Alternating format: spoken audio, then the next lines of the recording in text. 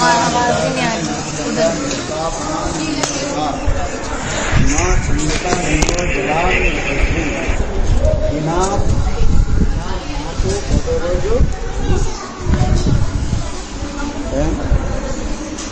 भरत महाराज जी कह रहे हैं, हे गुरुगण राजन,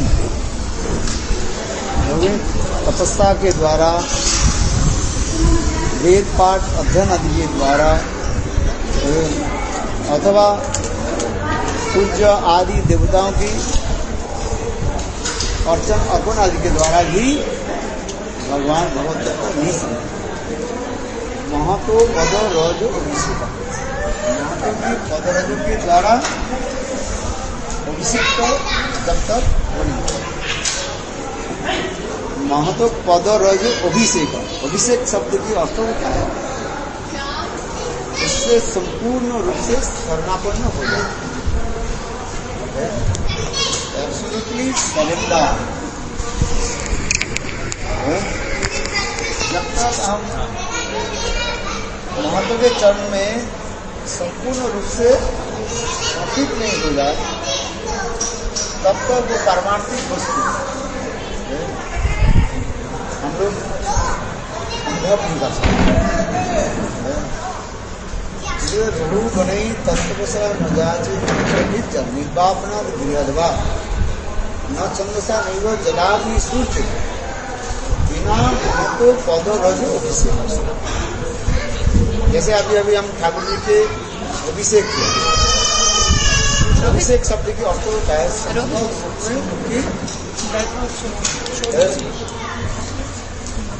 अभिषिक्त करना, 5 प्रकार इंग्रेडिएंट्स के द्वारा उनकी स्नान कराना।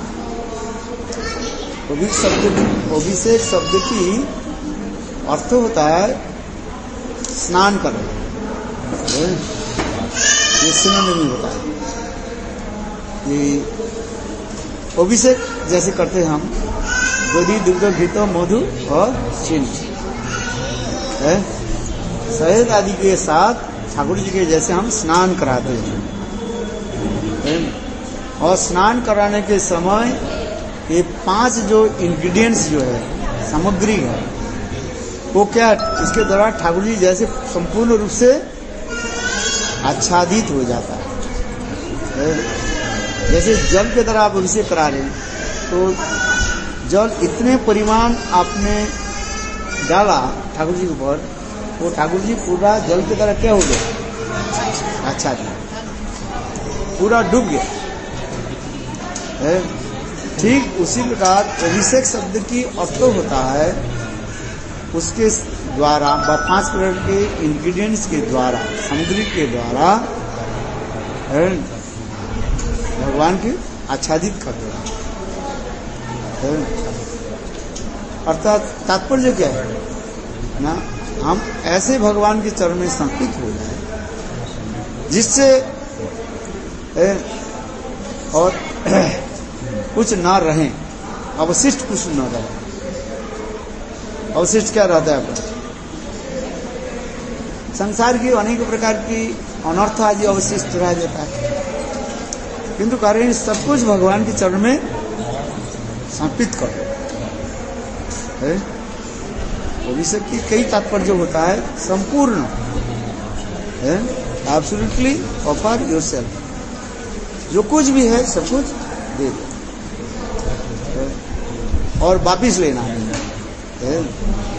इसलिए हम ठाकुर जो अभिषेक करते हैं 5 प्रकार के इंग्रेडिएंट्स के द्वारा। 5 प्रकार क्या क्या बताया, दूध, दही, शहद, चीनी और घी आदि के।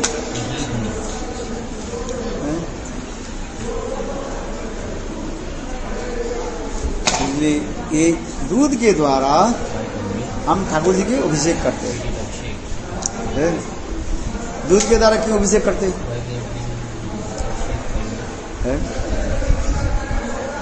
ना दूध से ही सब कुछ प्राप्त होता है। जितने भी मिल्क प्रोडक्ट्स होता है, दूध से सब प्रकार ही होता है। क्या होता है? दूध से तो दही आ गया, दूध से घी आ रहा है। इसलिए दूध ऐसे एक अत्यंत स्वादिष्ट उपादेय वस्तु है, उस दूध के द्वारा भगवान को अभिषेक, और दूध भगवान का अत्यंत प्रिय है। दूध भगवान की प्रिय है कि नहीं है? गाय जैसे भगवान का प्रिय है, दूध दही और दूध दही और घी, ये तीनों तो गाय से आते हैं। ये भगवान का अत्यंत प्रिय है। इसलिए दूध के द्वारा, दूध दही और घी के द्वारा भगवान को अभिषिक्त किया जाता है, स्नान कराया जाता है। जब तक भगवान के हम किसी प्रकार अभिषिक्त नहीं कराए, तब भगवान हमें कृपा नहीं करे। इसलिए भगवान की दूध एक और क्या रह गया, चीनी रह जाता है, और नहीं घी तो बोलते हैं, ये तो तीनों तो दुग्ध जात द्रव्य हो गया, शहद और चीनी रह गया। चीनी ये कहां से मिलता है? क्या बोले, वो गन्ना से मिलता है। गन्ना के रस से खांड मिलता है, खांड से चीनी मिलता है। ये चीनी के द्वारा भगवान की भी अभिषिक्त कराया जाता है। मीठा है ना,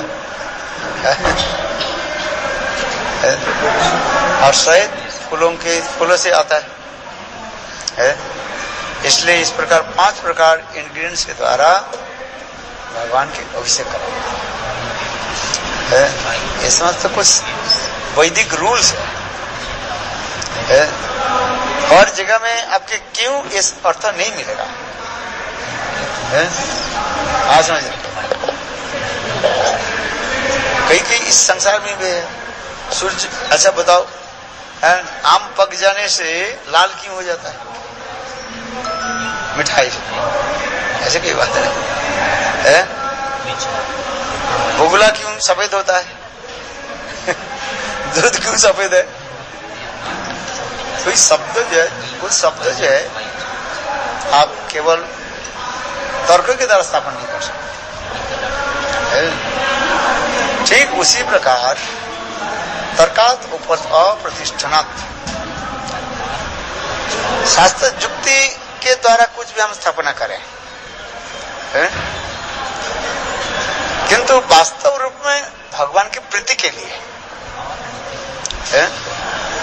दधि, दुग्ध, घृत, मधु और चीनी, ये 5 प्रकार इंग्रेडिएंट्स के द्वारा, सामग्री के द्वारा हम भगवान के अभिषेक करा रहे। तात्पर्य कि इसमें भगवान प्रसन्न होते हैं, बस है क्या? तो इसे भगवान के प्रसन्न के लिए कराया जाता है, और कोई कारण नहीं होता है। और बाकी जो जितने कारण है स्थूल बुद्धि लोगों के समझाने के लिए है, क्या बोला, स्थूल बुद्धि व्यक्तियों के समझाने के लिए कहा जाता है। अदरवाइज जो प्रसन्न ने कुछ नहीं बोला, तो बात है सत्य कि नहीं है? भगवान प्रसन्न होते हैं, वेदों में लिखा गया है। जैसे महाप्रभु ने उदाहरण दिया, देखो गोमूत्र और गोबर समझते हो, गाय के जो गोबर, सांड के गोबर नहीं है, गाय के गोबर और गोमूत्र पवित्र है, वो विष्णु सेवा में लगते हैं। हड्डी जो है अपवित्र है, किंतु देखो शंख हड्डी होने पर भी भगवान के मंदिर में अंदर में रहता है। क्योंकि इसे महाप्रभु ने स्वयं कहा, पर इसके कोई कहे जो क्यों, ये उत्तर नहीं मिला। वेदों में कुछ ऐसी बात बताई गई जिसके कोई अर्थ नहीं, क्या क्यों होगा, ये कोई अर्थ नहीं है। उस समय आचार्य क्या बोले, ऋषि लोग वेद में जो विधान दिया उसके पालन करना है, बस। है समझ में आया? जो विधान दिया उसका पालन करना है। और कोई ये क्यों है वो क्यों है? उसके केवल मात्र बस क्या बोलते हैं, ब्रेन एक्सरसाइज। माने कुछ बोलो, उसके बोलते वेद में तो कहा गया, बोले क्यों कहा, बार बार प्रश्न करें, कुछ नहीं कुछ बोलते रहोगे। इसलिए वास्तव कहते हैं वेद में दे दिया, बस है ये। उसी के कहा जाता है आर्ष प्रमाण कहा जाता है। आर्ष प्रमाण जानते हो कितने प्रकार के प्रमाण है? 10 सब श्रेष्ठ प्रमाण क्या है? शब्द प्रमाण ही मूल प्रमाणम। शब्द प्रमाण इसे कहते हैं मूल प्रमाण कहा जाता है, क्यों? ये भगवान के मुख निश्चित वाणी है, स्वयं भगवान ने कहा। तो भगवान जब कह रहे हैं ये हो गया प्रमाण, उसके अगर कोई कह नहीं सकता है? इसलिए कहा जाता है विधि को पालन करना पड़ेगा। ये 5 प्रकार वस्तु के द्वारा अभिषेक कराया जाए है? और बाकी जो कारण बोलते हैं केवल बस समय पास करने के लिए है। और क्या बोले?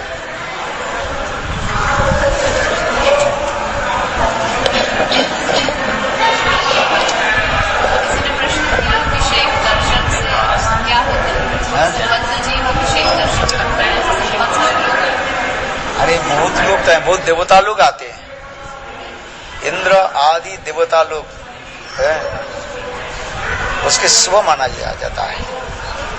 इसलिए रामचंद्र की राज अभिषेक के लिए कब आज बोला ना, कब बोला था, देवता लोग भी मनुष्य रूप धारण करके अयोध्या नगरी में पधारे। जब दशरथ महाराज घोषणा कर दी ये काल ब्रह्म मुहूर्त में रामचंद्र की राज अभिषेक होगा। देखो मनुष्य लोग भी छोड़ दीजिए, स्वर्ग में रहने वाले जितने देव देवियां भी मनुष्य रूप धारण करके अयोध्या नगरी में पधारे भगवान के अभिषेक देखने के लिए। क्या अभिषेक देखने से कहते हैं हमारे पाप नष्ट हो जाता है दर्शन से है? केवल भगवान के दर्शन, भगवान के अभिषेक में जो इंग्रेडिएंट्स, जो सामग्री जब डालते हैं उसके दर्शन से सारे पाप नष्ट हो जाते हैं और दर्शन करना चाहिए।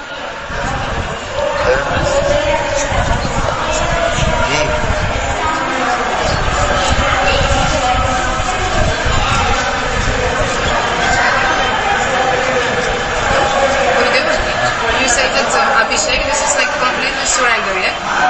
So, but there is meaning for each ingredient, so not like you do, no? Yeah. Some specific meaning for each ingredient, no? Like to offer meat means this, to offer दूध means like to offer ghee, no? I told this. Actually, there are no written in Shastra. Just different Vaishnava they are saying or speaking. किंतु कहीं ये शास्त्र में लिखा नहीं है। शास्त्र में इतना ही है बस अभिषेक करो है। जैसे इंद्र ने है कृष्ण को अभिषेक किया कहाँ? गोविंद कुंड में। गोविंद कुंड में अभिषेक किया कि नहीं किया? अभिषेक की तात्पर्य होता है भगवान में संपूर्ण रूप से अपने को अर्पित कर देना, जिसे कहते हैं आत्मनिवेदन, सब कुछ दे दे। और बाकी जो तात्पर्य बताते हैं केवल वही बस। इसलिए तो कह रहे रहु गणे तत्वसा न जाजी न जजा निर्वाप न दिमृतवा न छंदसा न जलाग्नि सूर्य बिना महतो पदरजो अभिषेक। महतो के चरण कमल के द्वारा जब तक अभिषिक्त नहीं, महतो के चरण को अभिषेक मतलब महतो के चरण में अपने को समर्पण कर देना, जिसे स्वाहा करते हैं ना, है? आग में डाल दे, घी में, उसमें घी लगा, लकड़ी में घी लगा दी और लगा करके स्वाहा, स्व मने अपना, हा मने अर्पित कर देना, और अपने को अर्पित कर देना है, और वापिस नहीं ले सकते आप। जब वो लकड़ी को घी लगा करके हवन में आप दे देते, वापिस नहीं ले सकते। इसलिए स्वाहा, स्व मने अपना, हा मने अर्पित कर दे, अपने को अर्पित कर दे।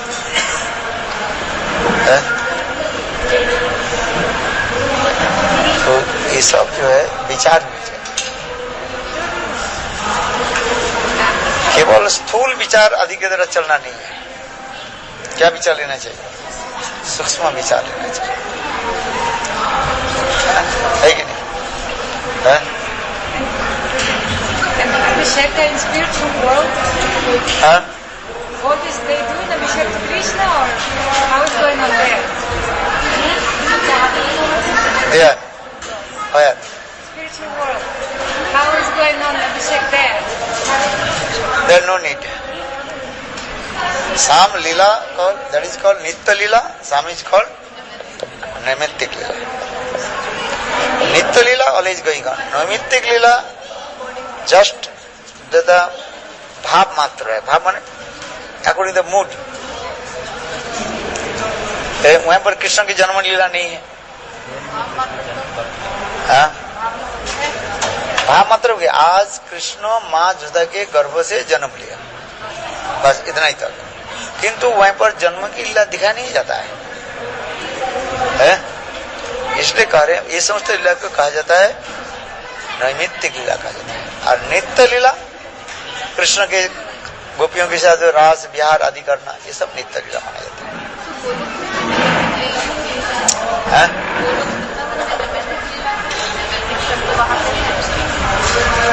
अरे भाई है कि नहीं है तो वो बात नहीं, हम यहाँ पर बैठे हुए हैं, यहाँ पर किस शब्द की तरफ प्रकाश करेंगे नहीं करेंगे? हैं? आज समझ में?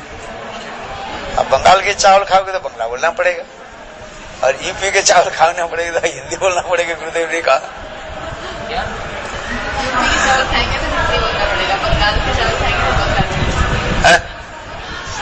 जिसके चावल खाओगे उसको तो बोलना पड़ेगा कि नहीं है? तात्पर्य क्या है? जब उचित धाम में जाओगे, गुरु वृंदावन धाम में जाओगे, तो वहां के उधार की जो भाषा में कोई मल नहीं है। मल समझो, माया की गंध नहीं है। चित धाम बियॉन्ड ऑफ माया। हम जो इधर में जो भाषा बोलते जा रहे हैं, उधर की भाषा कैसे होगा? है? कैसे होगा? ऐसे होगा जैसे आप बोल रहे हो। भगवान सर्व अंतर्यामी है, सब भाषा जानते हैं, इसलिए भगवान की कहा जाता है सर्व भाषा विद। वो कुत्ते की भाषा भी जानते हैं। रामायण में एक कथा प्रसंग है। एक बार भगवान रामचंद्र अपने राज दरबार में बैठे थे। राज दरबार समझते हो? जहाँ पर कार्यकाल होता है सर।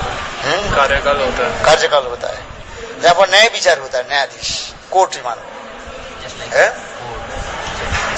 भगवान रामचंद्र जो है न्यायालय में बैठे हुए थे। सब अपने अपने आकर के जैसे क्या बोलते हैं, नहीं, अपने अपने विचार को देते हैं। विचार नहीं, क्या बोलते हैं, आइडियाज। भगवान इस सभी लोग जान। न्यायालय में क्या होता है? न्यायालय किस लिए जाया जाता है? न्यायालय समझते हो? कोर्ट में जाते हैं। यथार्थ जो है उसकी ये पाने न्याय विचार प्राप्ति करने की। तो भगवान रामचंद्र एक बार कोर्ट माने वो न्यायालय में बैठे हुए थे। राज दरबार से जाता है। 12-1 बज गया, रामचंद्र उठने वाला था, न्याय समाप्त हो गया। तो भगवान रामचंद्र लक्ष्मण के लिए, लक्ष्मण देखो बाहर देश में कोई बैठा हो कि नहीं बैठा हुआ है? तो लक्ष्मण आकर के बोले, नहीं प्रभु, सभी लोग चले गए, अपने अपने जो कंप्लेन लेकर के आए थे उनके सारे लोग चले गए। अच्छा, तो भगवान रामचंद्र बोले, ऐसे देखो और एक बार देख करके आप कोई है कि नहीं है। लक्ष्मण आकर के देखा, एक कुत्ता बैठा हुआ है। कौन बैठा हुआ है? तो भगवान रामचंद्र बोले, लक्ष्मण कुत्ते के बुलाओ, कुत्ता के बुला के। तो भगवान रामचंद्र कुत्ते के बोले, तुम इसे किस ले आए, किसके ऊपर तुम्हारे कंप्लेन क्या है? तो कुत्ता कहने लगे, देखो आपके पुजारी मुझे आज लात मारी है। क्यों लात मारा, और इसके लिए मैं न्याय विचार चाहता हूं। तो भगवान रामचंद्र ने किया कि पुजारी को बुलाया, मंदिर के पुजारी, उसको बुलाया। पुजारी आया, भगवान रामचंद्र कहने लगे, पुजारी तुम बताओ ये कुत्ते का तुमने लात मारी कि नहीं? पुजारी कहने लगे, हाँ, मैं मंदिर में जा रहा था पूजा करने के लिए, और ये मेरे रास्ते में सोए हुए था, और रास्ता छोड़ा नहीं तो मेरा गुस्सा आ गया, मैंने इसको लात मार दिया। भगवान रामचंद्र कहने लगे, देखो किसी प्राणी के किसी कारण से उद्वेग देना नहीं चाहिए। बेचारा पशु जाती है, कुत्ते तो पशु जाती है, और तुम मनुष्य जाती हो। ब्राह्मण जो है, ठाकुर जी की पूजा करने ब्राह्मण, तुम मनुष्य जाती हो, तुम्हारी बुद्धि है, तुम वो उसी रास्ते को छोड़ करके दूसरी रास्ते से मंदिर में चले जाते हैं। कुत्ते के तुम जो मारा, ये तुम्हारा अवैध हो गया है, ये उचित नहीं है। भगवान रामचंद्र इसे कहा करके कहने, कुत्ते के बोले, देखो इसका जो अपराध है, तुम जो रात मारा, इसके अपराध के तुम क्या दंड देना चाहते हो, बताओ। उसके क्या दंड देना चाहते हो? तो कुत्ते बोले, प्रभु इनके दक्षिण देश में कलिंग जो देश है, और वहां पर एक स्वर्ण मंदिर है। उस स्वर्ण मंदिर में हर रोज सैकड़ों जो है स्वर्ण मुद्रा डोनेशन के रूप में आता है। उस मंदिर के इसको महंत बना दीजिए। क्या बोला? स्वर्ण मंदिर का इसको महंत बना है। इसको सुन करके तो बस रामचंद्र बोले, क्यों ये तुमको लात मारा है और तुम उनको क्या बनाना चाहते हो? मंदिर के महंत बनाना चाहते, मंदिर के महंत बनाना चाहते, क्यों? तो उस समय कुत्ते कहने लगे, प्रभु इसके इतिहास सुनिए। पूरा जन्म में, कुत्ते के जन्म के पहले मैं उस मंदिर के महंत था, और उस मंदिर में इतने चढ़वा आता है, डोनेशन आता है, स्वर्ण मुद्रा आदि आता है, और उसको देख करके क्या हो गया, मेरा जीवा में पानी आ गया था। तो मैंने क्या कि उस मंदिर का जो कुछ पैसे को मैंने अपने भोग में ले लिया है। आज समझ में? तो उसके फलस्वरूप क्या हो गया, मेरे ये कुत्ता जने मुझे प्राप्त किया। देखो, भगवान की सेवा के कोई एक वस्तु के यदि कोई आत्मसात कर ले, उसके दशा क्या होगा, ये रामायण में लिखा है, पढ़ते हैं। आज ये पशु जने में कुत्ता जनी होकर के मैं यहाँ पर बैठा हूँ, और ना भगवान भजन कर पाता हूँ, ना कुछ करता है। हम मनुष्य जन्म होने के नाते हम भजन कर रहे, कुछ थोड़ा बहुत कुछ कर लेते हैं, किंतु पशु जन्म में कैसे होगा बताओ? इसलिए वो कह रहे हैं, भगवान रामचंद्र के वो कुत्ते कह रहे हैं, ये इसको क्या करो, उस कलिंज प्रदेश, दक्षिण देश में जो कलिंज प्रदेश जो है, उस कलिंज प्रदेश मंदिर के इसको महानता बना दो। और महानता बनाने से क्या होगा, वो अर्थ को भगवत सेवा की वस्तु जो लोग देते हैं वो मिस यूज करेगा, और जिसके फलस्वरूप उनके एक पशुजनी मिलेगा। और ये पशुजनी में कितने कष्ट है तब वो समझे। हम मनुष्य शरीर प्राप्त किया था, सामान्य के हमारे कष्ट, हम डॉक्टर के पास चले जाते हैं, है? और हम उसके समाधान करने के प्रयास करते हैं। कुत्ता क्या करेगा बताओ, है ना, कोई इनके ना उसके लिए दवाई है, ना खाना है, पीना है, ना कुछ, बस केवल कष्ट भोगते जा रहे हैं। तो इसलिए वो कह रहे हैं, मेरे कहने के देखो, कुत्ते के भाषा भी भगवान रामचंद्र जानते थे। रावण में ऐसी कथा है, इसलिए भगवान की कहा जाता है सर्व भाषाविद, समस्त भाषा को जानते हैं, सर्व भाषाविद। आप किसी भाषा में बोले भगवान, एक चिट्ठियों की भाषा भी भगवान जानते हैं। आप जानते हो, आप देखना, एक चिट्ठियां इधर से आ रहे हैं, एक चिट्ठी इधर से जा रहे हैं, दोनों में क्या बात करके फिर ये उधर घूम जाता है, उधर घूम चले जाते हैं। देखा कि नहीं देखा है, सारी को देखा। अच्छा, हम चिट्ठी की भाषा जानते हैं, किंतु वो अपने आपस में बात करते हैं और चले जाते हैं। ठीक उसी प्रकार भगवान सर्व भाषाविद, सबकी भाषा को जानते हैं।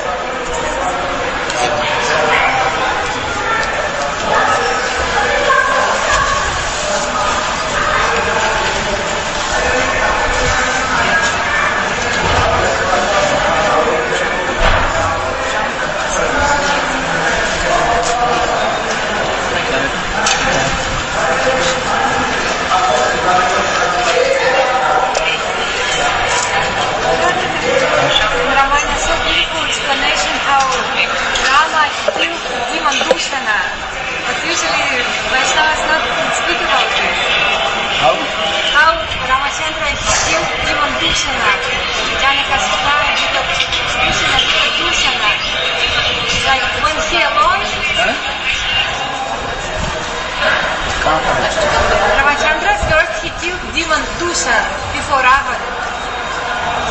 But Vaishnavas usually don't speak about this, but it's very beautiful. To remove the cover. Remove the cover. Okay. मंगल गीत में आता है ना।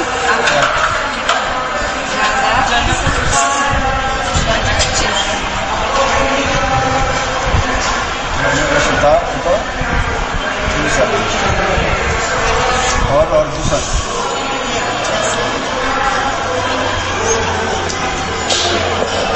क्या लिखा है? He alone was fighting with 14,000 demons. I heard in Ramayana, so beautiful. उसमें आता है ना समर गीत में, समर दर्शकानी, समर समित दर्शकानी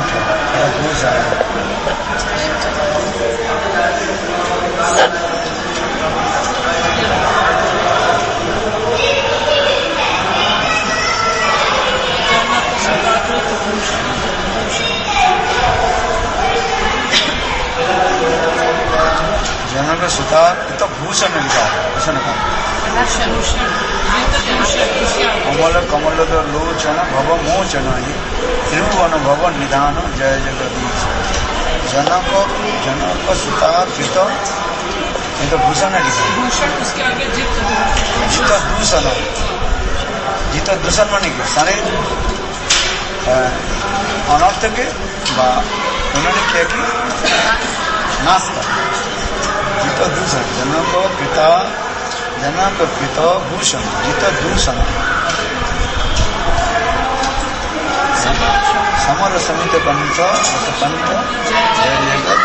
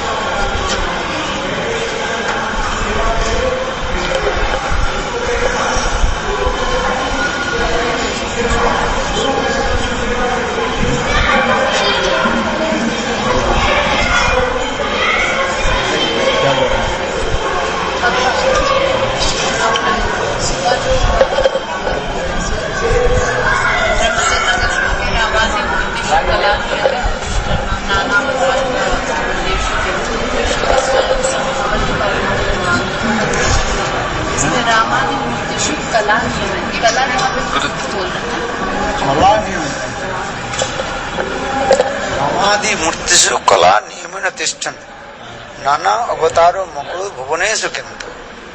राम आदि जितने अवतार आदि के और कला आदि कहा जाता है। कला आदि माने उनकी अंश के कला कहा जाता है?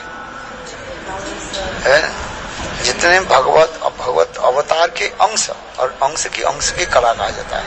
जैसे रामादि मूर्तिषु कला नियमन तिष्ठ नाना अवतारो मकृत भुवनेषु किंतु। स्वयं भगवान ने क्या की ना, वही कृष्ण केशव धृत जय जगदीश हरि, केशव धृत वही केशव जिन्होंने मत्स्य कुर्म बराह निस्संग आदि रूप धारण किया, उसके लिए कहा है। वो उन्होंने क्या रामादि मूर्तिषु कला नियम तिष्ठन् नाना अवतार भुवनेषु किंतु। इस समस्त अवतार और अवतार के बाद जो शेष रहता है? शेष आदि भगवान अर्थात शेषनाग, जहां पर भगवान शेषनाग के ऊपर विश्राम करते हैं, ये भी उनकी के अंश अवतार कहा जाता है। शेष अंतिम ये सब बिछाती है। फिर नाना अवतार भुवनेषु कृष्ण संग परम अभवत परम प्रमाण। संग कृष्ण जो है स्वयं रूप में प्रकाशित हुए है।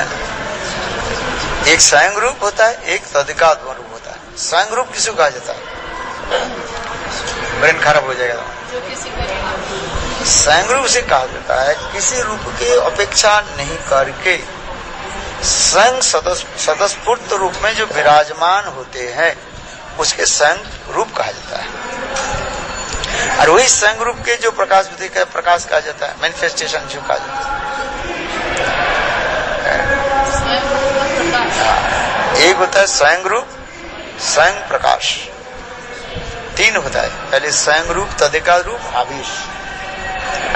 स्वयं रूप स्वयं भगवान अपने स्वतःस्फूर्त रूप में विराजमान रहते हैं। स्वयं रूप उसके कहा जाता है जो रूप दूसरे कोई विषय के ऊपर निर्भर नहीं करके स्वतः ही रूप में जो प्रकाश होते हैं स्वयं रूप कहा जाता है। छह रूपों को स्वयं रूप के डिफिनेशन दे रहे हैं। स्वतंत्र सच्चादि और स्वाभाविक रूप में वो रहता है। जैसे स्वयं रूपे ब्रजे ब्रजेंद्र नंदन, स्वयं रूप में कृष्ण ब्रज में ब्रजनंदन के रूप में प्रकाशित है।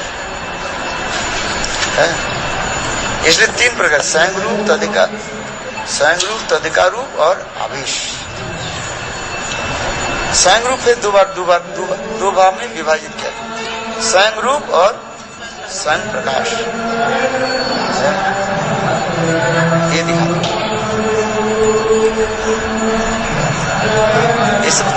ये सब टेक्निकल वर्ड्स बस, और कुछ क्या बोला? Technical words. स्वयं प्रकाश जो रूप अपने रूप के ऊपर निर्भर नहीं करता है इसके स्वयं प्रकाश कहा जाता है। सेल्फ मैनिफेस्ट स्वयं प्रकाश है। प्रकाश में क्या होता है? प्रकाश में क्या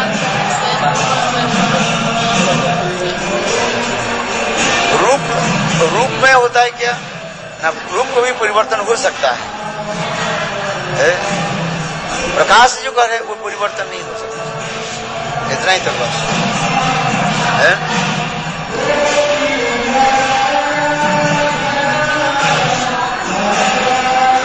स्वयं रूपे ब्रजे ब्रजेंद्र नंदन, जो रूप दूसरे के अपेक्षा नहीं करके, डिपेंड नहीं करके, इंडिपेंडेंटली स्वतंत्र रूप में जो रहता है और उसे कोई परिवर्तन नहीं होता, उसे कहा जाता है स्वयं रूप है। आज भाई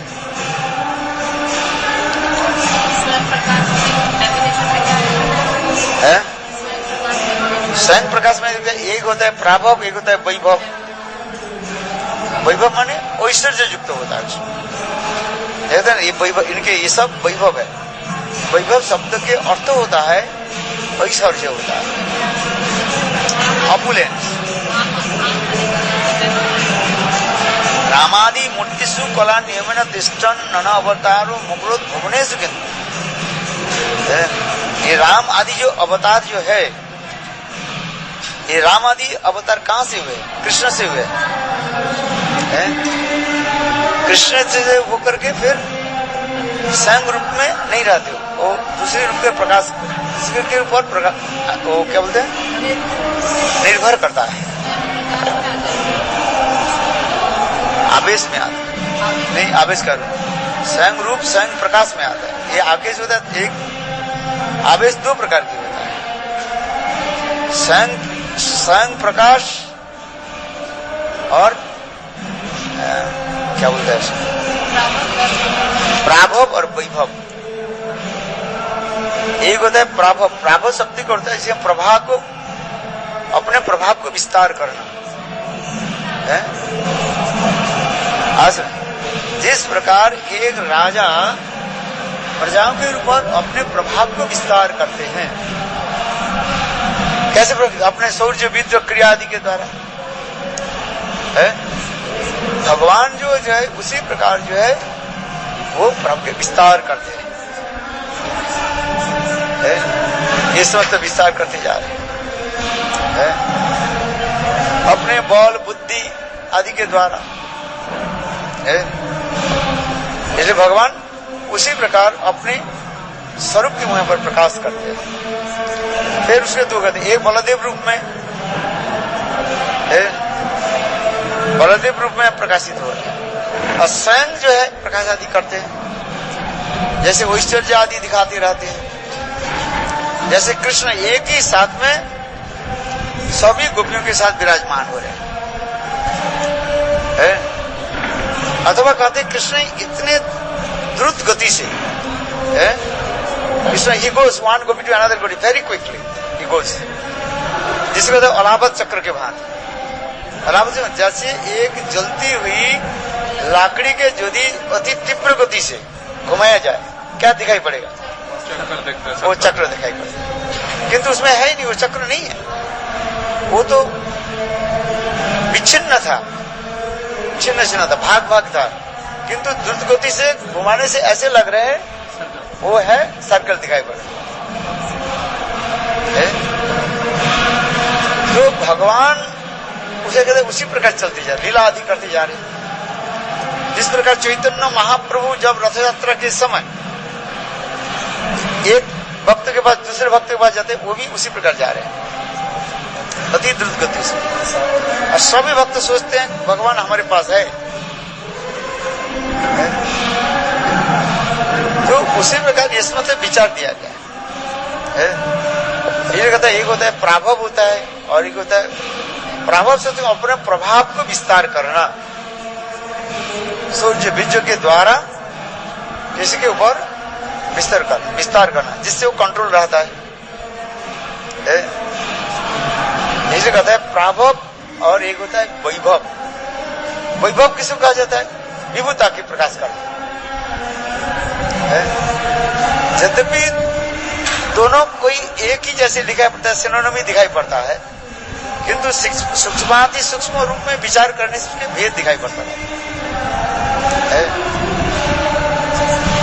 इसलिए कहता है प्राभव और वैभव, प्राभव प्रकाश और वैभव प्रकाश, ये सब दिखाते हैं। तारका आदि में अधिक रूप में ऐश्वर्य प्रकाश होते हैं।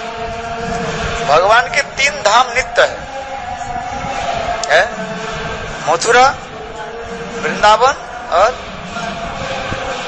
गोलोक वृंदावन। ये कहते हैं मथुरा, ये पहले द्वारिकापुरी, मथुरा और वृंदावन, ये 3 धाम जो है भगवान के नित्य धाम कहा जाता है। क्या बताया? इसके केवल पूर्णतम रूप में ही प्रकाश होते हैं बस। द्वारिकापुरी में पूर्ण कंप्लीट है, और मथुरा में पूर्णतर, और वृंदावन में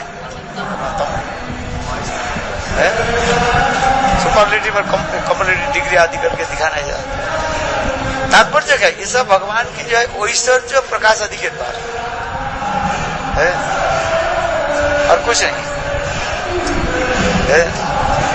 ऐश्वर्य प्रकाश होकर के माधुर्य के क्या ढक जाता है। समझ में आ रहे? द्वारकापुरी में पूर्ण तात्पर्य क्या है? द्वारकापुरी में इतने ऐश्वर्य है, वो ऐश्वर्य द्वारकापुरी में है, किंतु वो ऐश्वर्य द्वारकापुरी में वो कैसे है ना आच्छादित होकर रह गए। अरे वो ऐश्वर्य आच्छादित होकर के रहता है।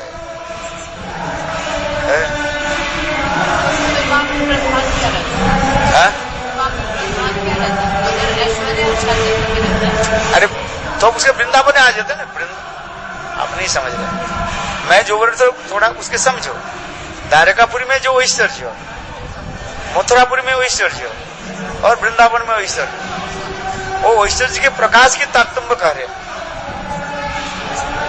सबसे अधिक ऐश्वर्य कहां पर प्रकाश है? वृंदावन। वृंदावन में जो ऐश्वर्य है वो ऐश्वर्य किसी जगह में नहीं है, किंतु वो वृंदावन में जो ऐश्वर्य जो है वो ब्रजवासी के समझे, ब्रजवासी के निकट प्रकाशित, क्या बोलते हैं उसको, आच्छादित करके रखते, वो दिखाती नहीं है, पर देखने पर भी वो विश्वास नहीं कर रहे। गिरिराज गोवर्धन के कृष्ण धारण किया, कौन कृष्ण धारण किया? द्वारकाधीश कृष्ण। ये ऐश्वर्य है, इतने विशाल 21 मील गिरिराज गोवर्धन के कृष्ण ने धारण किया। जैसे वृंदावन में हुई ना, इसलिए वृंदावन में इतने ऐश्वर्य है, सारे वैकुंठ के ऐश्वर्य एक तराजू में रख दिया जाए और वृंदावन के ऐश्वर्य एक तरफ रख दिया जाए, तथापि बराबर नहीं हो। तो वृंदावन में इतने ऐश्वर्य कहा जाता है, सर्वोत्तम ऐश्वर्य वृंदावन में है, किंतु वो ब्रजवासी लोग उस ऐश्वर्य को देख करके विश्वास नहीं कर रहे। यही तो जोगमाया की कथा है। द्वारकापुरी में जो हम जो कह रहे हैं वो ऐश्वर्य है, वो ऐश्वर्य वृंदावन के ऐश्वर्य से है। वृंदावन को ऐश्वर्य देखे तो वो ऐश्वर्य फीका पड़ जाता है। जैसे देखो एक फूल है, एक फूल वृंदावन में है और वही फूल द्वारका में है। यहाँ पर जो एक फूल उसमें ऐश्वर्य पूरा है, किंतु साधारण रूप में दीनहीन होकर रहते हैं। वो दीनहीन होकर के रहते हैं, किंतु ऐश्वर्य वृंदावन के ऐश्वर्य जो है द्वारका ऐश्वर्य से अनेक गुना अधिक है। इसलिए द्वारकापुरी में ऐश्वर्य है, किंतु उसे कहा जाता है वो ऐश्वर्य वृंदावन के साथ तुलना करे कुछ नहीं है। यही तो कहते जा रहे।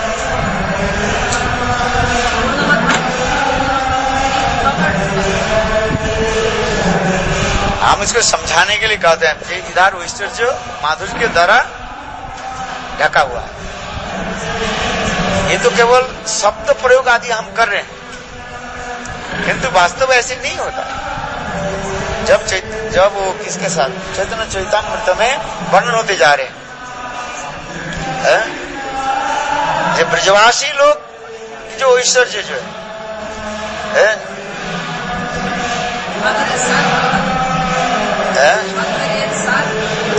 माधुर्य सार भगवत्ता ब्रजे कोइल प्रकाश स्थान स्थाने सुख व्यास कुरिया से प्रचार चैतन्य चैतन्यामृत में आ रहे इतना ऐश्वर्य। इसलिए कहने श्रेय कांत वो क्या श्लोक है? चिंता मणि प्रकट सद्म सुकल्प वृक्ष लक्षा प्रतिश्री सुरभि रविर पालयंत लक्ष्मी शत सहस्र संभ्रम शिल्पमान गोविंदम आदि पुरुषं तमहं भजामि। वृंदावन की जो ऐश्वर्य जो है वैकुंठ के ऐश्वर्य के साथ कुछ तुलना नहीं हो सकती, किंतु ऐश्वर्य ऐसे दीनहीन होकर के रखते रहते हैं, लोग समझ नहीं पाते। उसे समझाने के लिए कहा जाता है वह ऐश्वर्य माधुर्य के द्वारा से मंडित है, ये कहना पड़ता है। वृंदावन की जो ऐश्वर्य जो है वो ऐश्वर्य क्या होता है, माधुर्य के द्वारा ढका हुआ है, ये कहना पड़ता है। तात्पर्य क्या है, कृष्ण जितने बड़े बड़े कार्य साधित किया सब वृंदावन है। वृंदावन के बाहर उन्होंने जो कार्य किया इतने विशाल नहीं था। कालिया नाग जैसे जिसके सैकड़ों फन था और भगवान उसके फन पर नृत्य किया, ये कौन ऐश्वर्य है क्या? आप बताओ, इतने विशाल गिरिराज गोवर्धन क्यों उठाया है? ये ऐश्वर्य है, बीजवत्ता है।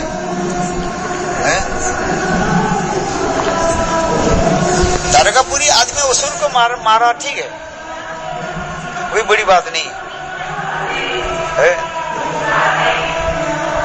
इसलिए कहते हैं वृंदावन में जो ऐश्वर्य है, अपुलेंस है, उसकी व्याख्या करना बहुत कठिन होता है।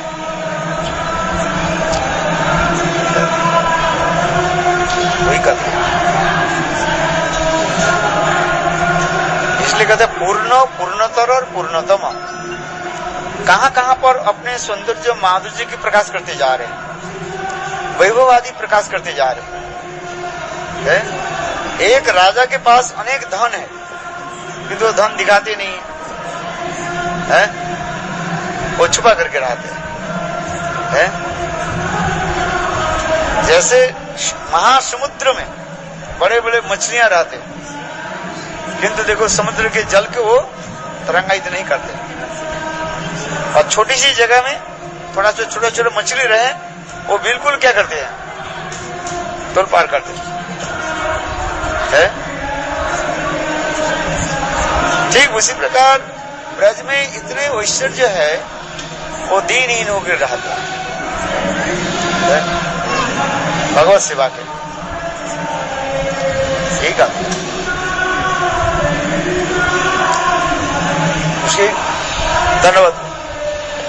इसलिए अयोध्या रामचंद्र में जो ऐश्वर्य है, भगवान कृष्ण में कितने ऐश्वर्य है, इससे सैकड़ों गुना अधिक है।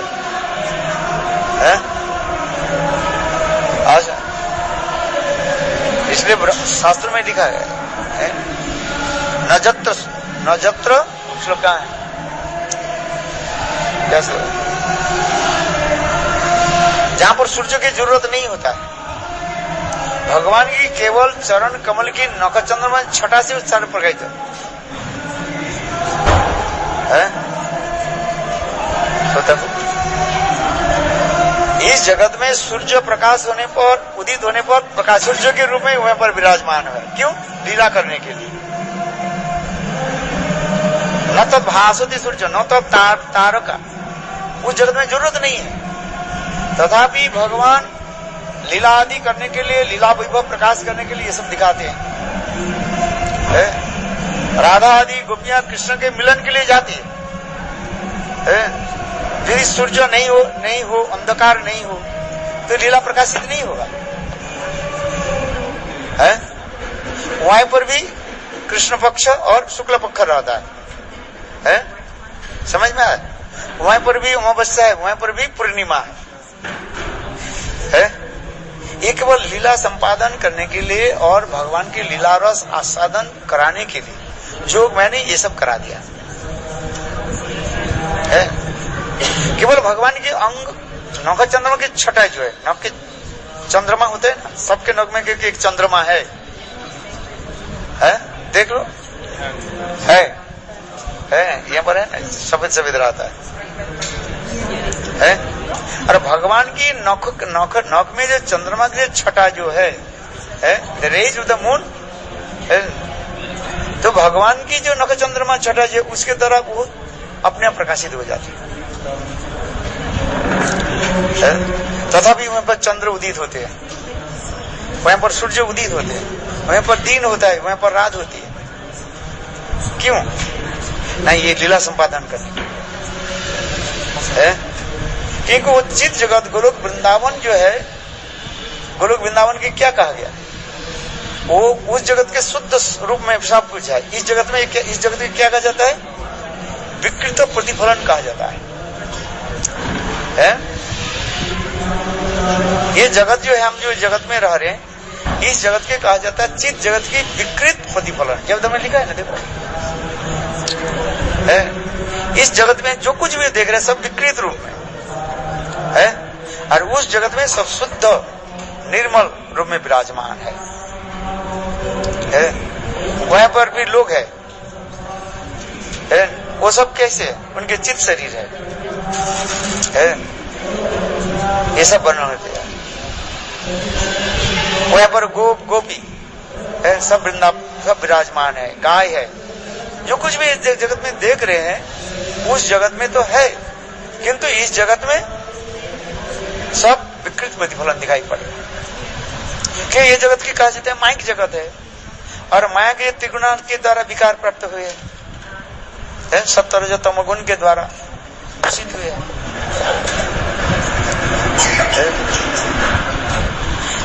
आपकी छाया है, आपके काया है, इसमें छाया दिखाई पड़ते रहते हैं। काया समझते हो कि नहीं, बॉडी है।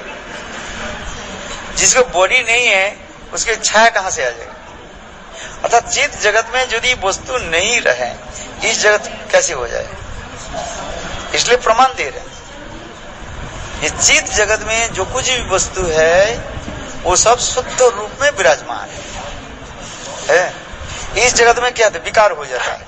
विकार शब्द का अर्थ क्या है, ट्रांसफॉर्म हो जाता है। एक फल रख दो, थोड़ी समय के बाद क्या हो जाता है, खराब हो जाता है, सड़ जाता है, दुर्गंध हो जाता है। किंतु चित जगत में वो कोई सड़ने को रहता है। तथापि लीला आदि करने के लिए तथापि ये शब्द व्यवहार होता है। क्या बोल रहे, सड़ गया। जैसे कृष्ण के बाल लीला चरित वर्णन करते हुए कह रहे हैं, विश्वनाथ की टीका में लिख रहे हैं, जिस घर में ताजे ताजे मक्खन नहीं है, मतलब जो मक्खन क्या हो गया, बासी हो गया, बस सड़ गया, और कृष्ण वो मक्खन को क्या करते हैं, फेंक देते हैं। यहां तक भी कृष्ण वह उसके घर में जाकर के क्या करते हैं, पायखाना पेशाब कर देते हैं, लिखा है।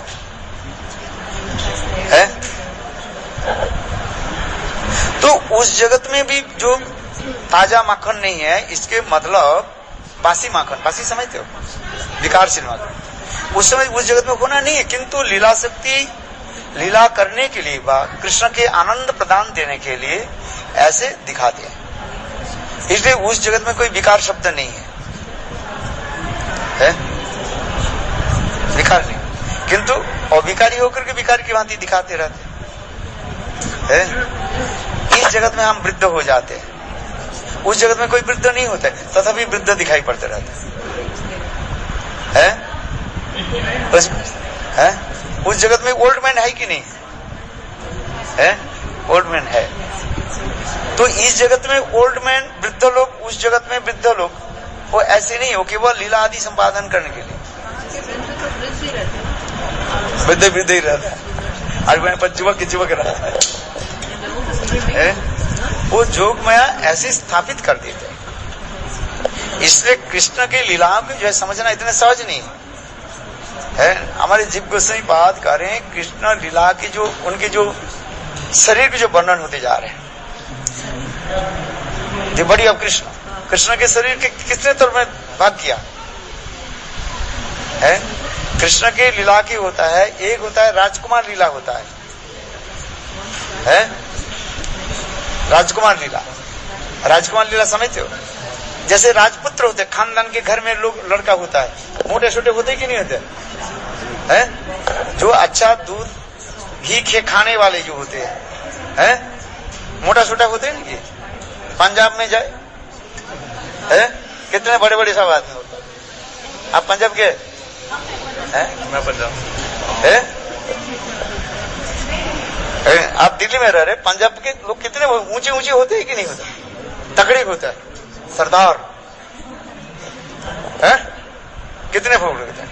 खान पीन वाली है, लंबे चौड़े होते हैं, सरकार उसके सबको सैन्य में ले लेते हैं, उनके अच्छे अच्छे पोस्ट दे देते, तगड़े होते हैं। गाय भी देखो, आपको तो पता है, मैं तो केवल आपको सब बता रहा हूं, कितना बलिष्ठ होता है गाय,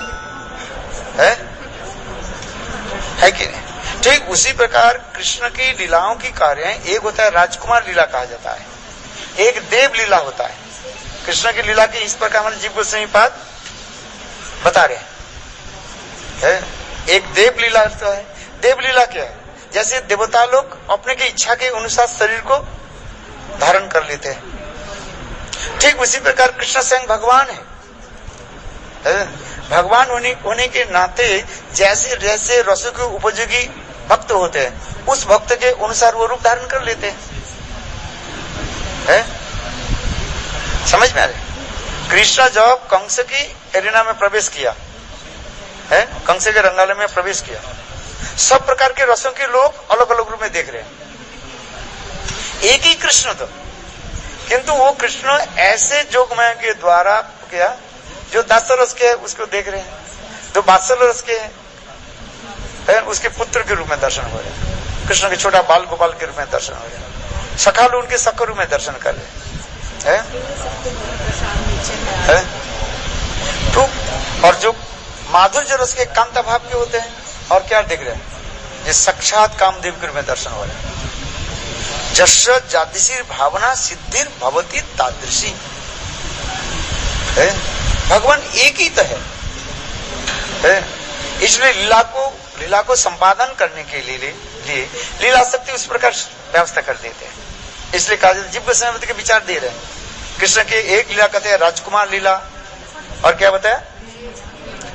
देव लीला, मानव लीला, ये समस्त शब्दों के व्यवहार कर है। संदर्भ में पढ़ो, जीव गोस्वामी बाद ऐसे वर्णन करते जा रहे हैं। तो यहां पर कर रहे हैं जो कृष्ण जैसे गोपियों के निकट कृष्ण इतने सुंदर बलिष्ठ काम देव के रूप में प्रकाशित है, साक्षात रूप में प्रकाशित हो रहे हैं।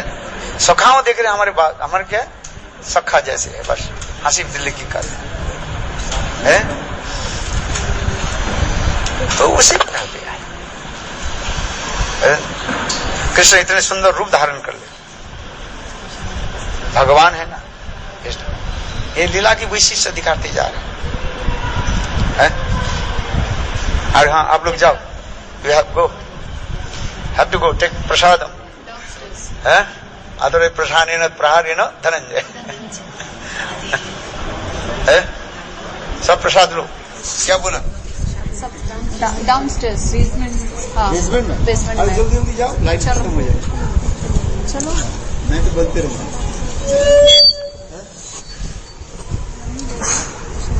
गुरुदेव तो